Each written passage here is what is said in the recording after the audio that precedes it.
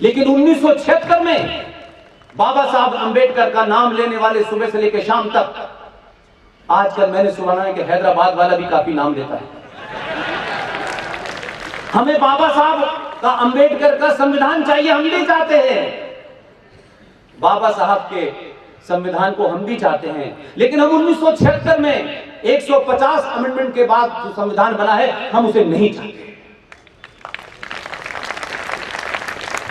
तो secular communal की यह बहस चल रही थी, तो ये शब्द 1976 में जब आया, तब एलन सिंघवी साहब को यह काम दिया गया कि इसका हिंदी में तर्जुमा करें, ट्रांसलेशन करें, क्या हो सकता है। बहुत ज्ञानी आदमी थे, he is a really learned man. लंबी व्याख्या के बाद उन्होंने कहा कि इसका, मैडम श्रीमती इंदिरा गांधी जी, इसका ट्रांसलेशन धर्मनिरपेक्ष नहीं हो सकता। अगर धर्मनिरपेक्ष में इसका संविधान में ट्रांसलेट करके डालूंगा तो भारत में हाहाकार मचेगा, अनार्की फैल जाएगी। अब इंदिरा गांधी को तो माशाल्लाह काफी नॉलेज थी, बहुत बहस। आखिर में बात यहां तक गड़बड़ हुई कि एलन सिंघवी साहब झुंझलाए, उन्होंने अपनी जेब से पेन निकाला, कहा आप ये लिख लीजिए, मैं ये अपने जीवन में अपने रहते ये बुरा काम नहीं करूंगा। किन दबाव में उन्होंने इसको धर्मनिरपेक्ष शब्द का ट्रांसलेशन किया। और आज पूरा सनातनी हिंदू समाज जो समुद्र है वो नाली से लड़ रहा है और ये बताता है कि हम सेकुलर हैं। वो प्रमाण देता है हम सेकुलर है। भाई, सुबह से लेकर शाम तक आपको सेकुलरिज्म का प्रमाण देना है, राजनीतिक तौर पे देना है, सामाजिक तौर पे देना है, हर बात में आपको शांत बताना होता है कि हम सेकुलर हैं। और आपने जिस सेकुलरिज्म की परिभाषा रख ली है उसमें यह है कि जब तक जमील भाई आपके दोस्त ना हो आप सेकुलर होते ही। आप जमील भाईजान को साथ लेके घूमते हो, वो पता नहीं कब आपकी जान ले लेते। तो ये जो नरेटिव है एकेडमिकली गलत है, इंटेलेक्चुअली गलत है। सेकुलर शब्द यूरोप के अंदर जो व्यवस्था थी, तो जो किंग होता था वो चर्च से चलता था, उसको गाइडेंस चर्च से मिलती थी। तब ये हुआ कि ये जो चर्च से चलने वाला राजा है, कहीं दूसरे धर्म के लोग, दूसरे मजहब के लोगों के साथ अन्याय न कर दे, क्योंकि चर्च में उसकी आस्था है। उनके लिए यह सेकुलर शब्द आया है। हमारे यहां पॉलिटिकल एजेंडे के तहत आया। हमारी तो हजारों हजारों साल की परंपरा में कभी राजा न मठ से चला न मंदिर से चला। राजा हमेशा हमारे यहां कहा गया कि राजा का धर्म है अपनी प्रजा के बारे में, उसकी ड्यूटी है। ये मंत्रों का उच्चारण, मंत्र में घंटा बजाना नहीं था। और जब आप किसी चीज के मतलब गलत समझ लेते हैं, या मैं कहूं कि जो 70 सालों पहले जो व्यवस्था आई, उन्होंने कैसे आपको एक ऐसे मोड़ पे ले जाके खड़ा कर दिया है कि इस देश में 90 से 100 करोड़ लोग, ये मिसाल कहीं किसी दुनिया में मिल जाए तो मुझे बताइएगा, जिन देशों की पॉपुलेशन 2.5 लाख है, 2.5 करोड़ है, 12 लाख है, उन देशों से भी अगर मुझे जिस दिन मिल जाए मैं अपने शब्द वापस ले लूंगा। इतिहास में इतनी बड़ी जनसंख्या में जो इस देश की मेजॉरिटी है, वो हाथ जोड़ के अपने ही देश में सरकारों से विनती कर रही है कि हमें समान अधिकार चाहिए। दुनिया में सुनाई नहीं कि मेजॉरिटी समान अधिकार की बात कर, या तो माइनॉरिटी करती है या माइक्रोस्कोपिक माइनॉरिटी करती है। और माइनॉरिटी कह रही है हमें नहीं चाहिए, नहीं हमें नहीं चाहिए भाई, क्योंकि हमें तो बधाई सीमा है, हमें क्या जरूरत पड़ी है। ये है बहुसंख्यक समाज जो कहे कि साहब हमें तो समान नागरिक चाहिए, हमारे साथ ऐसा ना हो। ये कमाल की चीज कहीं देखने को मिलती है। इसलिए दूसरा एक स्लोगन आया, और कैसे सत्ताओं ने बातों बातों में आपको पता ही नहीं चलने दिया। एक बहुत लाइन चलती है, और अक्सर हमारे राजनेताओं को तो गद्दी पे बैठने के बाद यकायक वो महान आत्मा हो जाते हैं। पूरी दुनिया की चिंता हो जाती है, घर उजड़ जाए। उन्होंने कहा मजहब नहीं सिखाता आपस में बैर रखना, हिंदी है हम वतन है हिंदुस्तान हमारा। वाह वाह, क्या खूबसूरत जुमला है, इस पे तो भारत रत्न दे देना चाहिए। मजहब नहीं सिखाता आपस में बैर रखना, इससे बड़ा कोई झूठ है? पूरी दुनिया में जो कत्ल गारत पिछले 500, 700, 800, 900 साल से चल रही है, मजहब के नाम से चल रही है, धर्म के नाम से नहीं चल रही। ये सड़कों पे मजहब के नाम से जो दंगे हो रहे हैं, ये मजहब के नाम से पूरी दुनिया, पूरे यूरोप में कत्ल गारत हो रही है। मजहब के नाम से इंग्लैंड के फुटपाथ पे एक बस चढ़ा देता है एक आदमी। मजहब के नाम से एक आदमी श्रीलंका के चर्च में जाता है, 250 लोगों को मार देता है। ये मजहब के लिए हो रहा है, इसमें धर्म कहीं नहीं है। आप अपने अंदर से इस झूठ को निकालिए, सच का सामना कीजिए। आप तो उस संस्कृति के लोग हैं जिनका पूरा रिकॉर्ड हजारों साल में निकाल के देख लिया जाए। वो सिर्फ एक ही बात से कह देना चाहता हूं, एक मजहब है जो टेंट में पैदा हुआ, ऊंट के ऊपर खड़े होकर के खजूर तोड़ने की परंपरा है।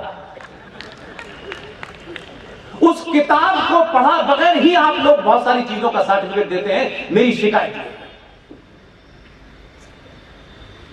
मैं 2020 में अपोलोजिस्टिक नहीं होना चाहता। मुझे कोई फर्क नहीं पड़ता कि मुझे कितने लोग मेरी तारीफ करेंगे, कितने लोग मेरी बुराई करेंगे। बुराई करेंगे तो भी मैं पुष्पेंदु और तारीफ करेंगे तो भी पुष्पेंदु। मैं किसी का टिकट लेने नहीं जाने वाला, इसलिए सच बात को पूरी ताकत से कहिए। और किसी संकट के सामने रास्ता बदलने से संकट नहीं टलता है। लिहाजा मैं ये मानता हूं, कहा गया कि कुरान मजीद पढ़ा नहीं, आप पढ़ते नहीं, वो पढ़ाते नहीं। आप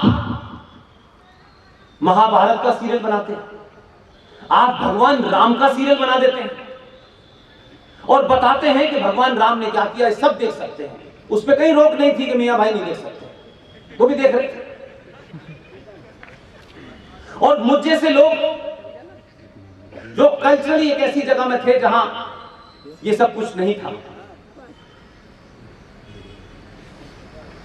और जब पूरे देश ने महाभारत देख लिया तो बच्चे बच्चे को पता चल गया युधिष्ठिर कौन है, ये कौन है, वो कौन है, सब मुझे भी पता चला, मैं जानता नहीं था। मेरी दरखास्त है कि मेरी मुसलमानों से एक अपील है, वो पक्के मुसलमान हैं, उनका मुसल्लत ईमान है, कंप्लीट ईमान है।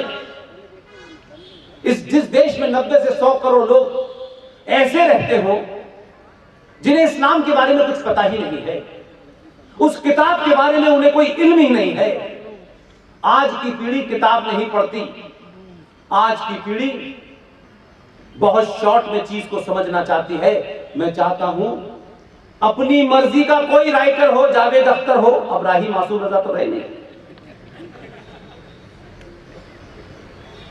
शबाना आजमी कोई रोल उसमें प्ले कर सके, आयशा का तो ठीक है। मुसलमानों ईमानदारी से बताओ कि इस्लाम क्या है, उसमें क्या क्या हुआ, उस पे सीरियल बना के 100 करोड़ हिंदुओं को दिखा के बताओ, बताओ, ताकि इस देश के हिंदू के मन में कोई गलतफहमी न रहे। फिर कोई तुम ये न कहो कि आप जानते नहीं, ये शिकायत आपकी दूर है। इसलिए हमारी समस्या को दूर करो। देवबंद का कुरान पढ़ते हैं तो कुछ और है, सऊदी का पढ़ते हैं तो कुछ और है, बरेलियों का पढ़ते हैं तो कुछ और है, अहले हदीस का कुछ और है। और जब भी कोई उनसे कायदे की बात कहो तो कहते हैं आपने कुरान नहीं पढ़ा। उसने सब कुछ भी नहीं पढ़ा, सिर्फ कुरान पढ़ा। अब जब आयतों का नंबर लेके पेज नंबर से पूछो तो कहते हैं आप कुरान पे बात ना करें।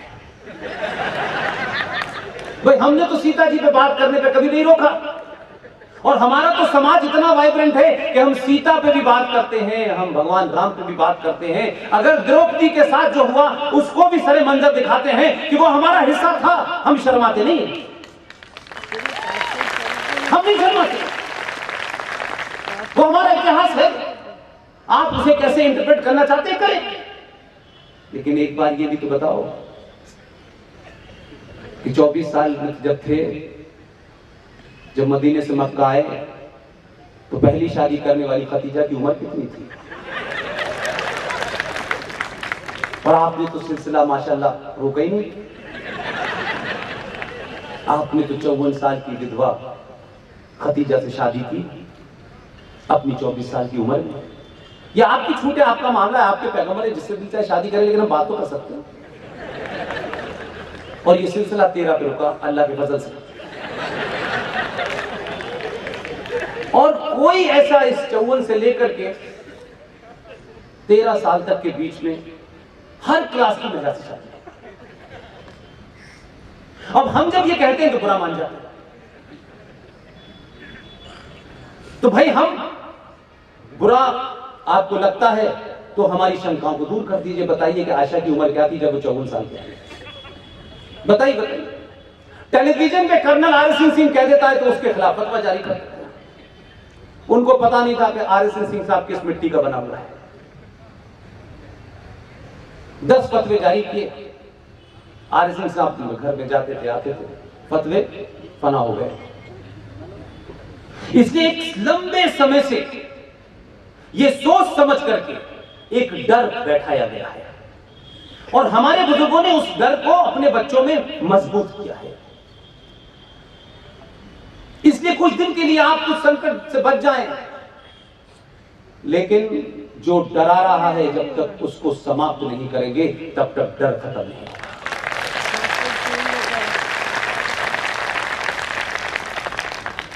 इसलिए हमारे सारे नरेटिव, सारे नारे, हमारा थॉट प्रोसेस ऐसा कर दिया गया है कि हम दुनिया की सबसे कमजोर, लाचार, दुर्बल कम्युनिटी हैं। हमारे यहां कोई पुरुषार्थी पैदा नहीं हुआ। इसलिए इतिहास लिखने वालों में मैंने बताया कि जिनके दौर में इतिहास लिखा गया वो कौन लोग थे सत्ता पे, क्या क्या नहीं लिखा है उन्होंने। लेकिन मैं आप सबसे एक बात पूछना चाहता हूं, हम तो उस दौर के हैं जो स्कूल में पढ़ा होता था वो कभी नहीं पढ़ते थे। स्कूल के अलावा की सारी नॉलेज थी, मार भी पड़ती थी, फेल भी होते थे, लेकिन स्कूल में तो कुछ पढ़ाया जाता है, इतने ही है ना, मार्कशीट पे नंबर लाने के लिए है ना। आप टॉप करेंगे, फर्स्ट डिवीजन आएगी, फर्स्ट पोजीशन आएगी, लेकिन बाकी जो चीजें हैं वो तो आप समाज से सीखते हैं। तो ये कहना कि हमारे स्कूल में तो यही पढ़ाया गया है, लेकिन स्कूल में ये तो नहीं कहा गया है कि दूसरा ज्ञान लेने में कोई प्रॉब्लम है। लेकिन समाज को वो बातें अपने बच्चों से करनी चाहिए। इसलिए इस देश में कोई भी बात हो जाए, आपका अपना बच्चा, आपकी अपनी बेटी, आपका अपना बेटा आपके घर में उस नैरेटिव के साथ खड़ा होता है कि आपको लगता है कि ये तो जो राष्ट्र के प्रति भी कोई काम होता है उसके खिलाफ खड़ा होता है, और वो दुश्मन ताकतों के साथ मिला हुआ नजर आता है।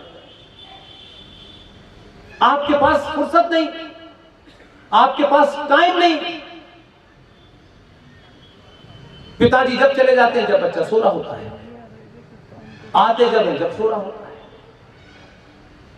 माता जी अच्छी हैं, खाना बना देती हैं, और फिर बापू का चमत्कार देखने के लिए भजन करने चली जाती है। इस चमत्कार की जो मानसिकता है भारतीय महिलाओं में कि इससे हमें कुछ मिल जाएगा, तो आपने रेट सेट कर रखा है। बेटी पास होंगे तो 1000 का प्रसाद, बेटी की शादी होगी तो भंडारा, और नहीं कुछ हुआ तो भगवान बदल लेते हैं।